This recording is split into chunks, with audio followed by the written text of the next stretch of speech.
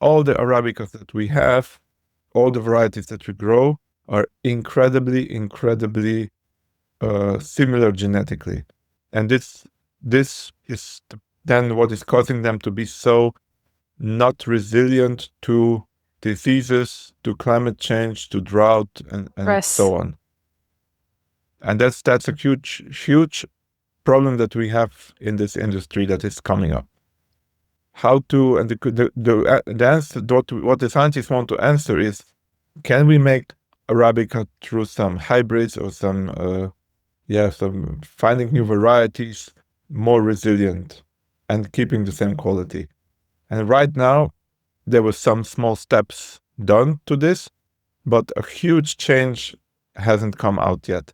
So there's no huge change that would say, okay, now we've grown this, or like we've bred this Arabica that solves our all coffee problems right now. There's a lot of programs in the world that want to do this. Mm-hmm. And in one of the studies, I remember a scientist saying that they estimate that we have 10 years of time left. So if in 10 years we don't find this problem, we don't find a solution to this problem, we should slowly start to forget about Arabica being the main coffee. The coffee industry is headed into a defining year. 2026 will be the year coffee's crisis meets its crossroads, and the businesses that plan ahead will be the ones that have the best chance to make it through stronger. I'm inviting you to join me for a 3-hour live workshop called Future-Proofing Your Coffee Business, Planning for 2026 and Beyond. Together, we'll build your 12-month roadmap, including a pricing strategy, risk plan, and cash flow model that helps your business stay profitable even through uncertainty. There are 2 sessions available to suit different time zones. December 1st will be perfect for time zones related to the Americas, Europe, and the MENA region, and December 3rd will be perfect for time zones related to Asia, Australia, New Zealand, and also the MENA region. Early bird tickets are $99 until November the 17th. Learn more and reserve your seats at mapitforward.coffee/workshops or search Future-Proofing Your Coffee Business on Eventbrite. If you've trusted Map It Forward to get you through the coffee crisis so far, check the show notes for links and we'll see you in December. Welcome to the Daily Coffee Pro by Map It Forward, friends. I'm your host, Lee Safar, and this is episode 3 of an awesome 5-part series with Samo from the Zurich University of Applied Sciences, or ZHAW. We are talking about what is real innovation in coffee. And in this episode, we're talking about what's happening in mainstream scientific innovation and how that relates to what's going on in coffee. So, Samo, what is happening in mainstream scientific innovation? Yeah, so one of the topics I wanted to talk about today is this fact that what we see is we have a crisis in coffee, right? There's a crisis on the supply side. And it's not a simple crisis. There's many things that are happening on this level of the production on the farming side, where, I mean, people know better than me. I'm not the best person to talk about, but just to review this, that we know where we are. There's the climate change. There are pests and diseases that are becoming more and more problematic for coffee, and there's the social part, right? So average age of the farmer is becoming older and older, and they are getting huge problems into finding people who actually work in the farm. And it's becoming, it's a crisis that is developing, and right now we're not yet in the full crisis mode, but it's a question of time when there's going to be a full crisis mode. And we see that there is quite a lot of innovation happening, or research happening in the science in this field to keep everything going as it is going today. It's great to hear you acknowledge that the crisis is real, because there's a lot of people in the industry who don't want to acknowledge that the crisis is real. They would rather be distracted by, or they would rather distract people with coffee competitions and with new tools and new innovation and certificates and all of that kind of stuff, when the reality of it is, while we do that, farmers are not getting any signal that it is worth fighting to continue to grow coffee? Yeah, I mean they're kind of just forgotten a bit, right? So we want to keep this status quo that is now. It's like, okay, we're producing coffee on the cheap in huge volumes, and we have issues. And a lot of research that is now happening in science is really focusing on just continuing as we are. Of course, that human nature is like this. We like to keep things not changed, and we like to keep solutions to make sure that things don't change. And right now we see really a lot of research happening on the plant science side. Can you say more about that? I visited it's called the ASIC, Coffee Scientific Conference. Mm-hmm. It's an every 2 year a conference that really true coffee scientists visit. There's also visits from the coffee industry, mostly pretty much all commercial side. And what I want to say is the level of science in coffee that you hear at this conference has increased dramatically. I've been first time about 10 years ago, and the level has increased. What has also changed really a lot is that the focus went from the processing side of coffee, but I mean processing in the science level of this means roasting, grinding, packaging, these processes, consumer so the products. industrial processes. Mm-hmm. Yes. From the studies on this side, the shift has been that most of the science that is actually done on coffee today, when we talk about pure universities research in coffee, it seems, at least from what this conference presented, and I assume most of coffee scientists who do coffee as their main topic were there, and most of the topics that were presented were on the plants themselves, on the plant science and farming. So there's a huge number of studies going on the farming side. When you talk about the science that's happening at the farming level of coffee, is that focused on yield, or is that focused on plant resilience, soil resilience, microbiology, flavor, varieties, resistant strains to disease and to climate change? Yeah. Where's the focus? By far the main focus is on resilience and disease genetics. So the main issue that why this is talked about so much and why is it studied so much is that the Arabica coffee, which we all so much like, is incredibly has an incredibly low genetic diversity.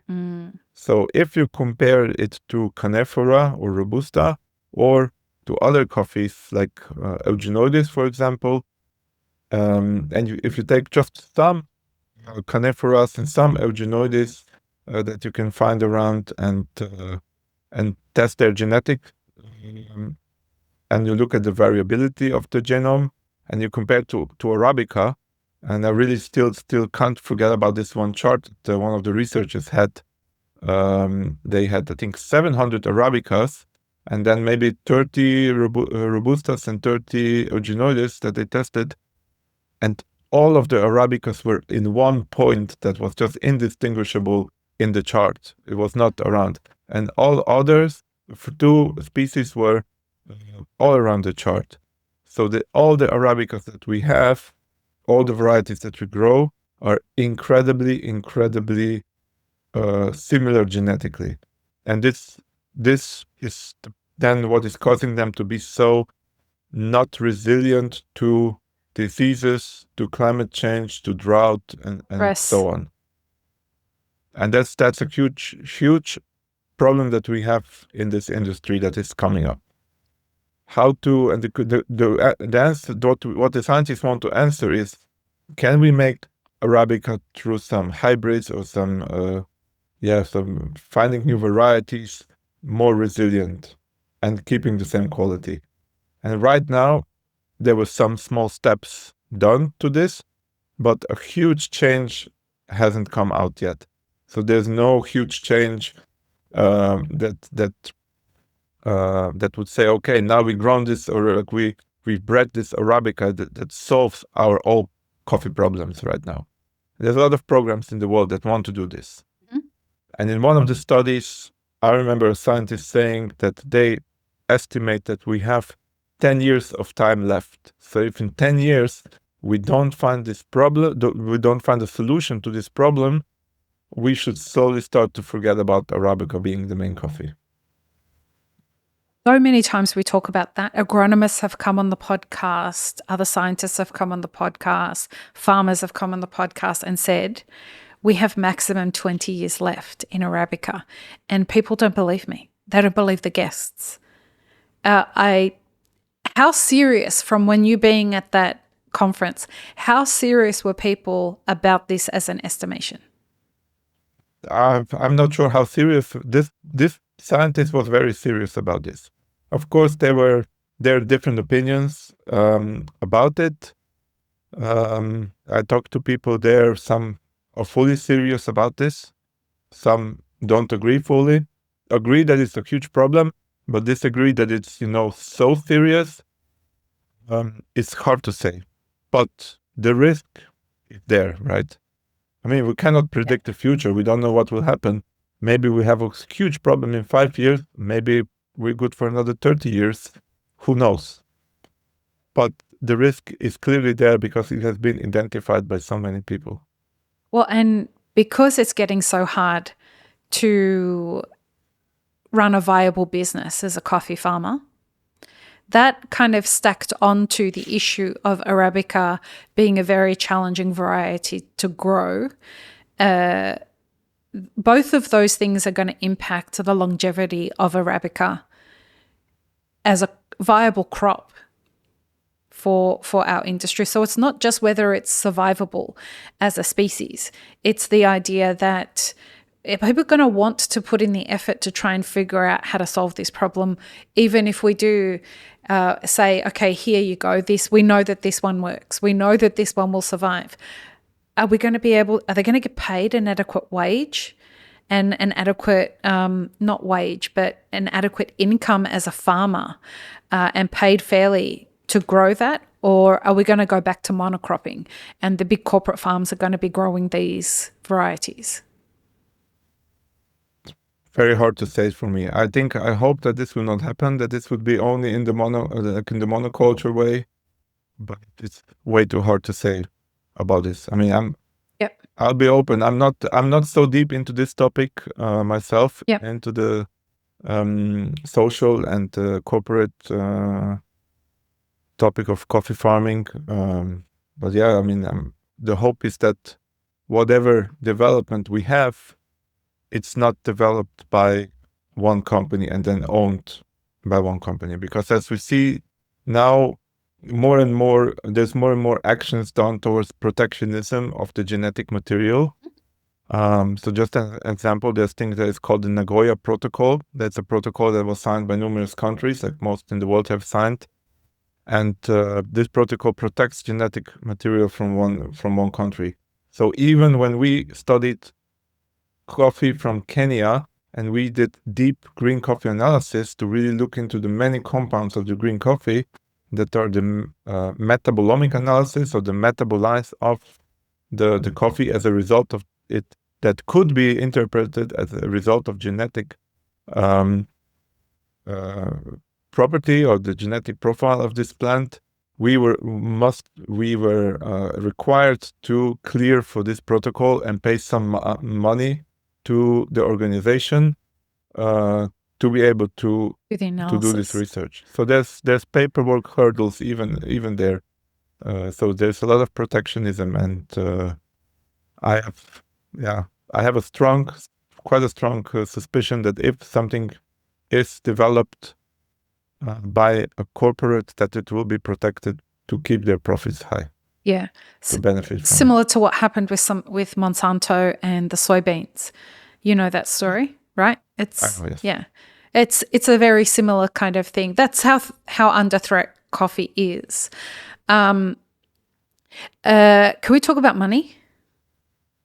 With regards to with regards to innovation. Yeah.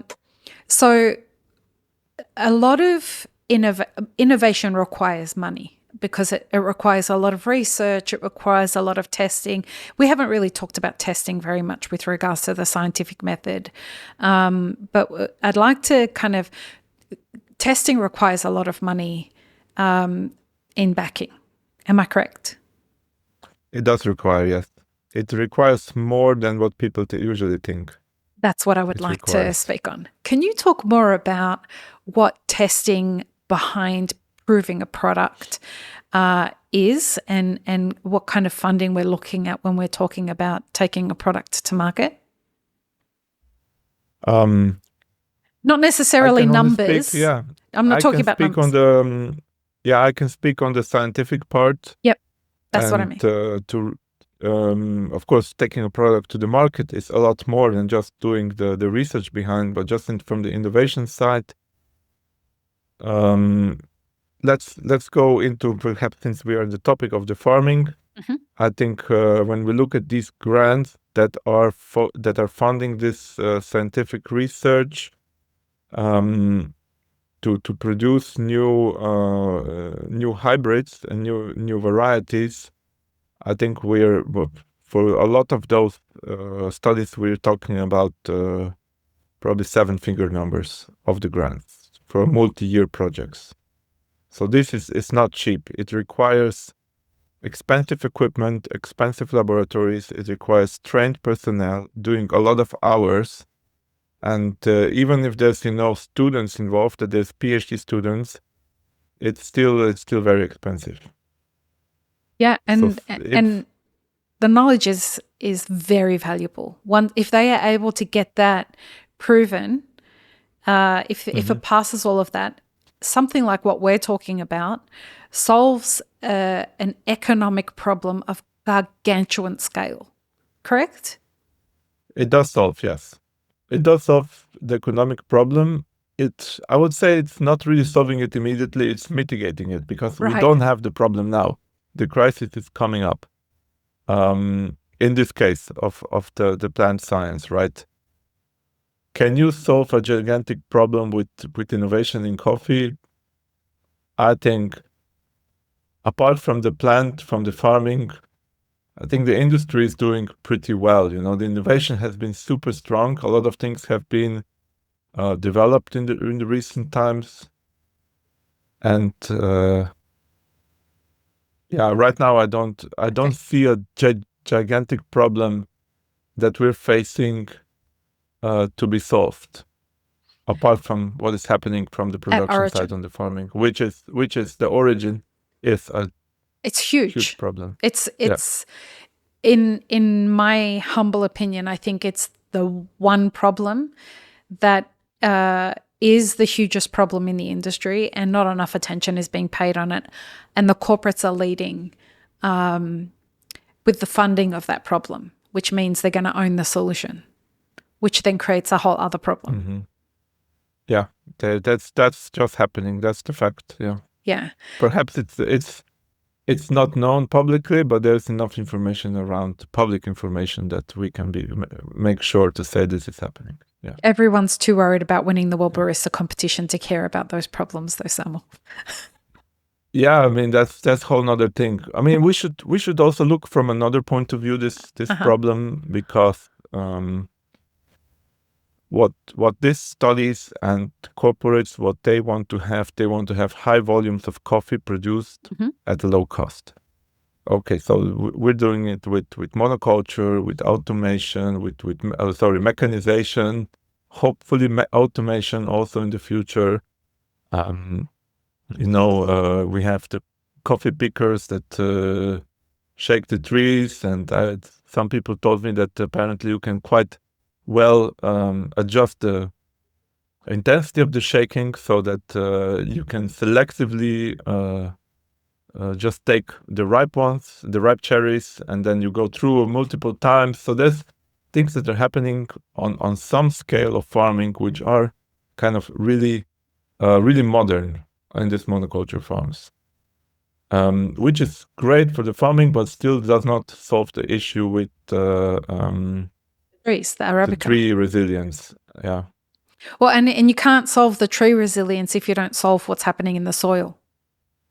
Now, and the soil, that's also another thing. The soil erosion, the fertilizer cost is it's also a huge carbon footprint from the fertilizer, right? When you use fertilization like this.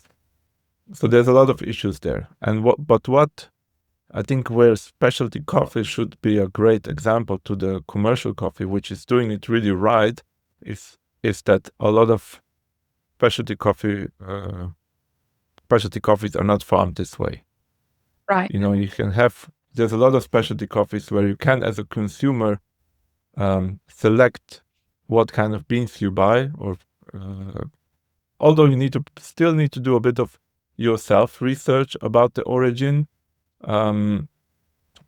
Many or most specialty coffee roasters nowadays, they have a farm on the back, right, for single origin, but it doesn't say what type of farming it is. And so, is it monoculture? Is it like in a tropical rainforest, or how is it?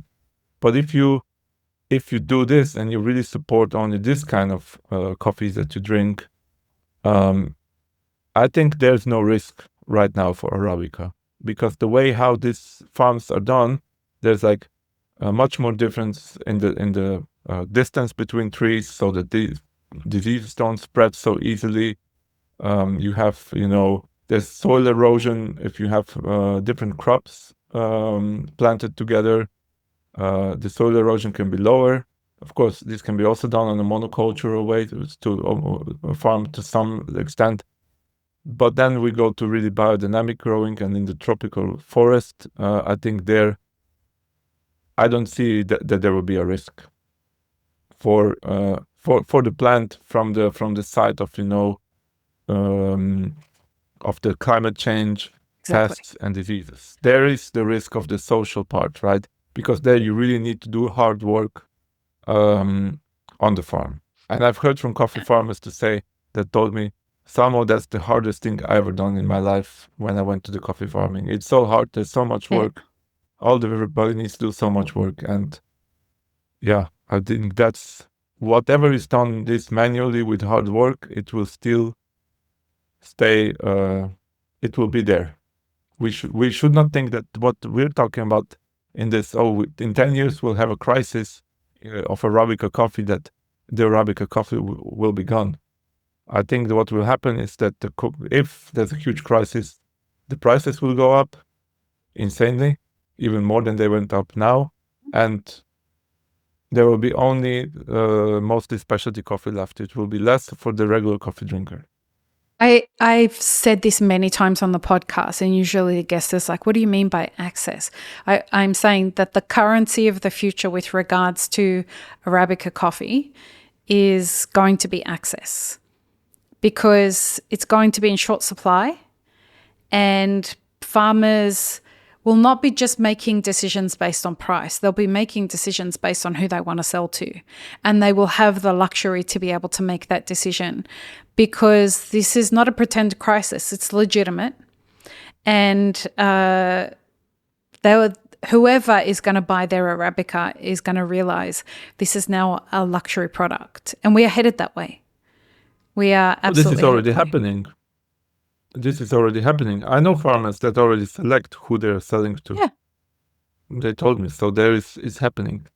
Of course, then the extreme is when you go to auctions, right? Because then the prices go to some disgusting, insane levels. Ridiculous. Yeah.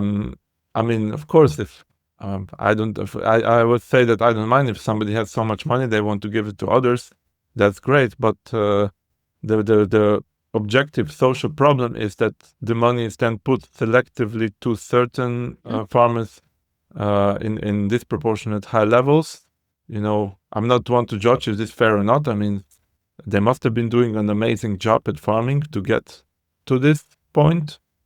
But we shouldn't then say that, because of coffee prices are so high, and there's look at so many coffees that are sold so expensive. Yeah, it's great for these farmers because they produce these coffees worth so much because of their quality that are so high, or that they know how to market themselves very well. But they're only a really, really tiny, tiny proportion of all the people who work in coffee. And then when people tie the idea of quality to price and say, well, because somebody paid $30,000 a kilo, that means that must be a high quality coffee. Or if they've paid $4,000 a kilo, then, that's not as good a quality, but it's still high quality. Just side note, folks, that's not science either. That's not objective quality either. That's not objective. I mean, quality is really often not objective. Yeah. Right. I mean, it's also a question what are people paying? I don't think the people are paying only for the quality in this case. It's marketing. It's marketing. They're paying for the story. They're paying for their own promotion by this.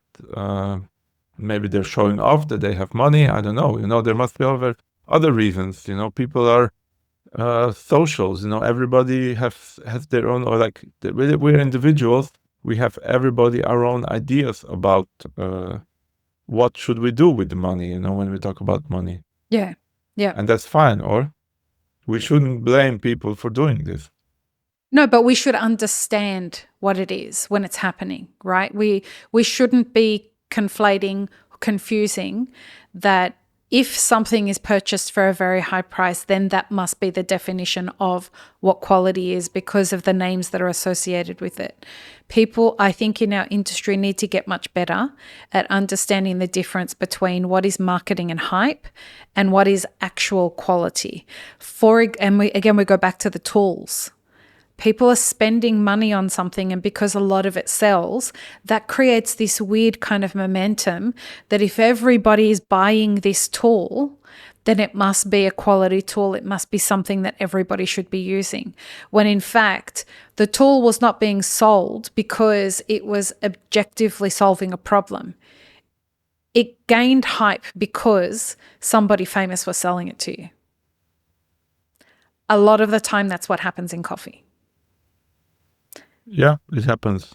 And and not only in coffee, in other industries as well. I mean, this is with this effect of Labubu fame. Yeah. Right, but my thing is here in our industry, we have a lot of inequity happening, inequality happening in the sense that you have people who have influence selling products to people who are not getting paid very high wages, being told that they need this to do better at their job, or being told that they need this to be better in their business. And so it's not as though they're selling them something that's in their private life. They're telling them you will be better at brewing coffee or roasting coffee if you have this thing. And it's just objectively not provable. But then the hype is what drives that train. And I would love to see people realize that you don't have to confuse your life with all of this shit that you don't need. Yeah, I mean, I'm really simplistic in how I make coffee myself. So Me too.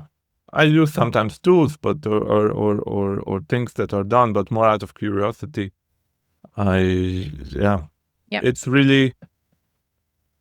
Yeah, I still think it's a personal decision, but who should be having an oversight of what is like product that works and product that doesn't work? That's always nobody. Tricky question. Nobody right? should have the oversight, right? Nobody.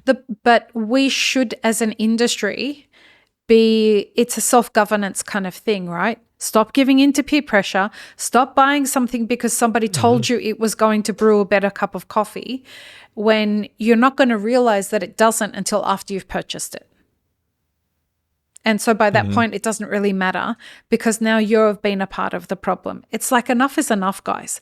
How many different ways do we need to invent brewing coffee where you're pouring water over ground beans? How many different fucking ways do we need to do that? And the consumer is already stretched with regards to the way that they're approaching brewing coffee. Anyway, people know my ideas about that. Anyway. No, but what is a good point here is that maybe in the end, how these things are useful too, because that's what we started to talk about in this one.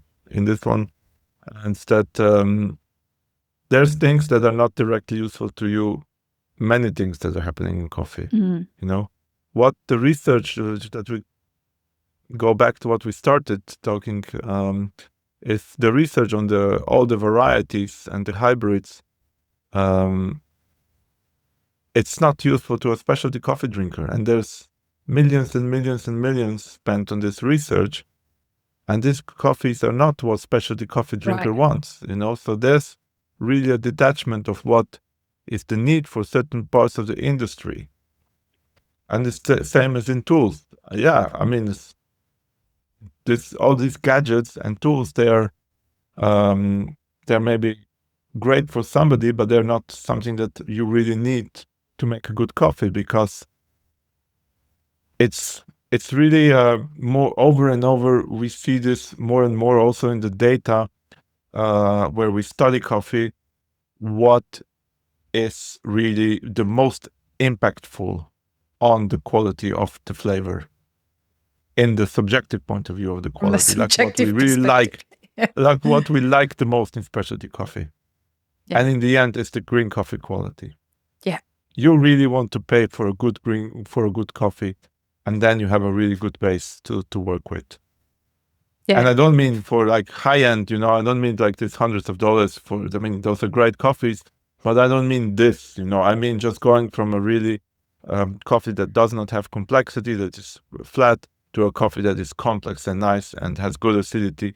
And there you really don't need tools and gadgets and fancy machines to already have a tasty cup of coffee. That's optional. The coffee should sing on its own. Yeah. Yeah. And then these are optional things to geek out, to test, and maybe improve. Look to this last peak optimum flavor, but you shouldn't feel forced to do it, because even just a simple brew with the most simple method can give a tasty coffee. Yeah. And I'm pretty sure that the people who listen to this podcast are not the kind of people who get sucked down that rabbit hole. And, you know, I'm proud of that. Anyway, next episode, folks, we're talking about what is and what isn't innovation in coffee. Perfect segue. Join us for the next episode. Peace, love, and peanut butter. Have an amazing rest of your day. This episode is part of a 5-part series produced by Mapper Forward. Check the full playlist and guest details in the show notes, as well as how you can support our work in the coffee industry. Become a premium YouTube subscriber, explore our Patreon and any brands we've partnered with to bring you this podcast. Please don't forget to like, share, and subscribe. It really does help us grow our audience.